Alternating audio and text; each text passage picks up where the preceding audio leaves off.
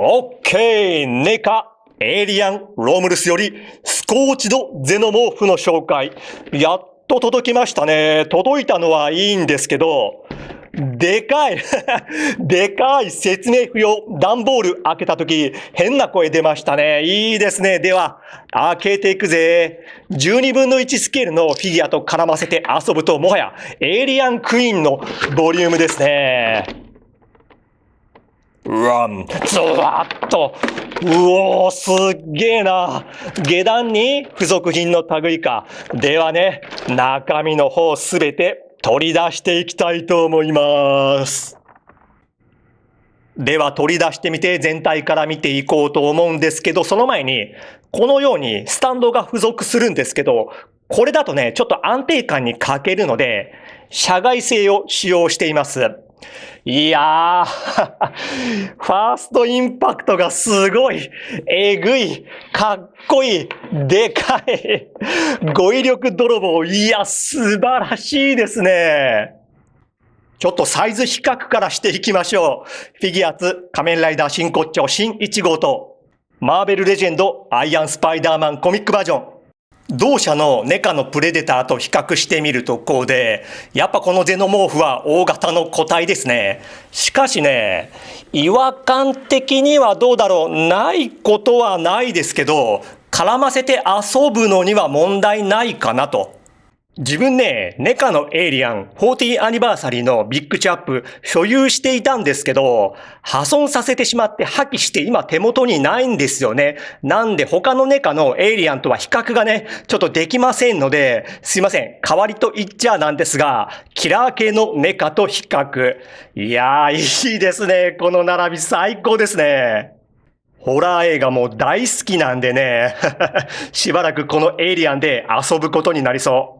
他の人系と比べると大きさが際立ちますね。最高です。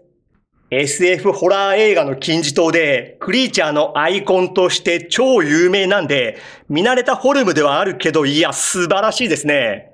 全身光沢ある塗装がぬめりある感じで、劇中のゼノモーフをしっかりと再現している。頭部のここの外角部分、クリアで再現されていて、縞模様に塗装されているんですけど、ここちょっと苦手な人いそうですよね。で、スコーチドの名称の由来となっている、劇中ショックバトンの攻撃によってついた傷もね、ここしっかりと再現してあります。これにより個体識別が可能となっている。そしてね、この外角、この部分から取り外すことができて、傷がついていないのも付属しているので、このように付け替えてあげると、通常の軍隊エイリアンにもできる。これ嬉しいですね。で、外角の中身を見てみると、頭部はね、人間から生まれたため、人の頭蓋となっている。うへー。もちろん口の開閉可動がありまして、中にインナーマウスがありまして、展開ギミックがあるんですけど、ちょっと奥張っていてですね、出てきづらいんですよね。なんで、爪楊枝のような柔らかいもので、横からこんな風にペッて押し出してあげると、このようにインナーマウス展開状態をできると。角度がね、そんなにつけれないんですよね、これ。胴体の腹部、これ特徴的だなと思ったんですが、一本大きな管のような器官が通ってるんですよね。このように劇中では気づかなかったのを確認できるのもフィギュアの良さですね。背面には4本の管、先の方が茶色く塗装されていて、この辺リアルですね。しなやかかつ強靭な腕、爪先もしっかりと塗装してありますね。長い尻尾はペンダブルギミックでいろんな角度で遊べる。しっかりしていてへたることもなさそう。もちろん先端部分は鋭利なものとなっている。劇中ね、タイラーを仕留めたとき、なんかこの尻尾めっちゃ伸びてたような気がする。これもまた特徴的な足。爪部分もしっかりと塗装してありますね。可動範囲、まずは頭部、接続箇所は頭の付け根のみですね。それを踏まえて、後ろへはこうで、うつむき、ここまでで、ぐるりと一周回れて、傾きもぐりぐり取れる。で、関節の硬さなんですけど、全体的に硬いです。これはね、嬉しい。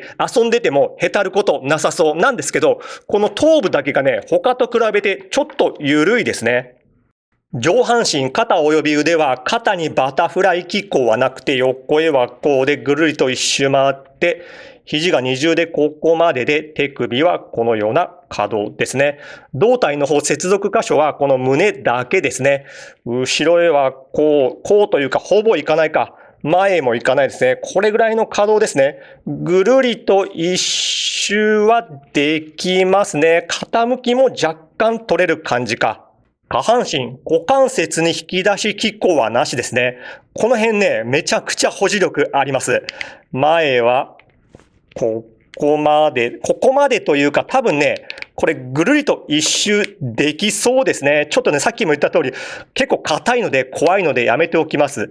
股割りは、ここまでできて、膝がここまでで、足首は、ここか、つま先あたり、ここの可動だけですね。この辺の可動はないかな？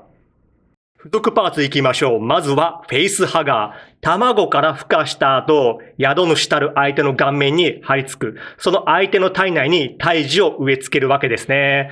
各部造形塗装が素晴らしいですね。ちょっと裏返しますよ。いいですか？こんな感じになっていますね。いいですね。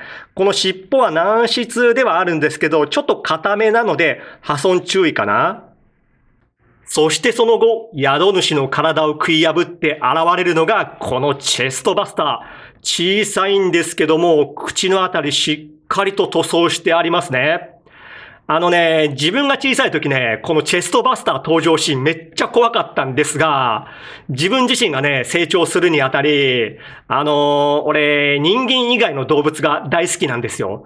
生まれてからずっと家に犬がいたんでね、なんでね、このチェストバスターが生まれて走ってね、逃げるのを見ると、なんか頑張ってるな、生きようとしてるなって。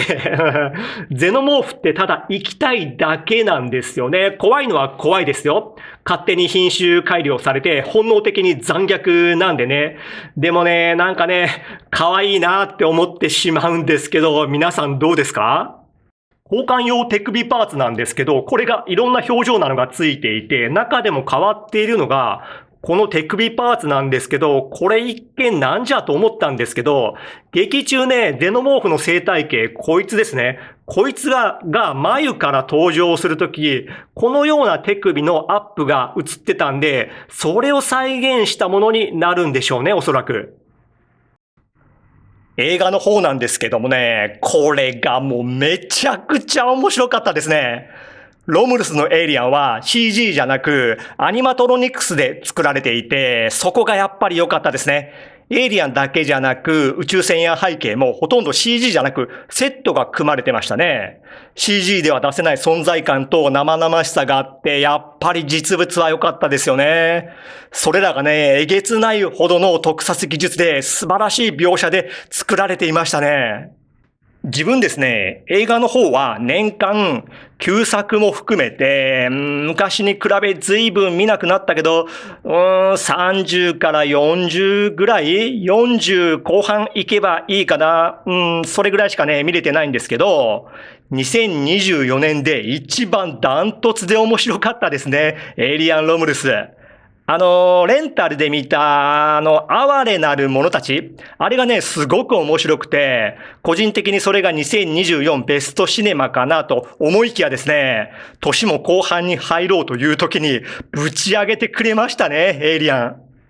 さらにロムルスの何が良かったかというと、これ個人的になんですけど、シリーズを見てなくても十分楽しめると思いましたね。ロムルス時系列的には1と2の間の話なんで、1さえ見ておけばいいという低めのハードルではあるんですがね。なるほど前作及び過去作品視聴済みの方が楽しめるとは言えます。未視聴だと一部なんのこっちゃ的な場面もね、あるにはありますけども。そして何よりね、ここが一番好きな点かな。出演されている若手の役者さんたちが全員めっちゃ演技上手かった。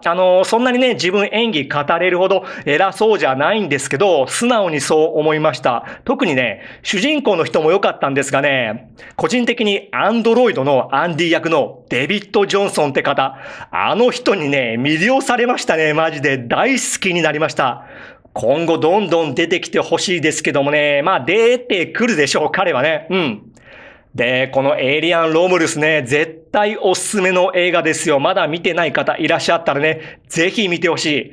でもね、こうやってあんまり期待値上げすぎるとね、肩透かし食らわしそうなので、この辺にしておきますけどもね。はい。では終わります。今回もありがとうね。バイビー。